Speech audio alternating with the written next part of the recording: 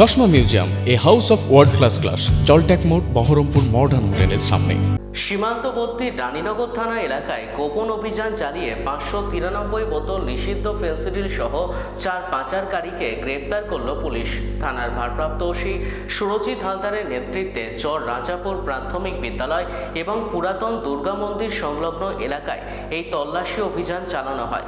সন্দেহভাজন 4 ব্যক্তির কাছ থেকে বৈধ কাগজপত্র না মেলায় পুলিশ তাদের আটক করে।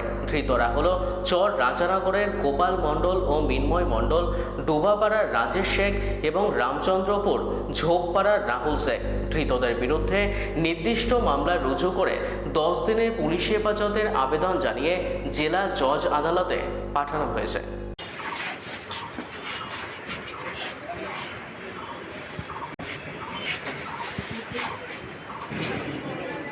হ্যান্ডকাপগুলো কিন্তু কেউ দিলে না, ঠিক আছে?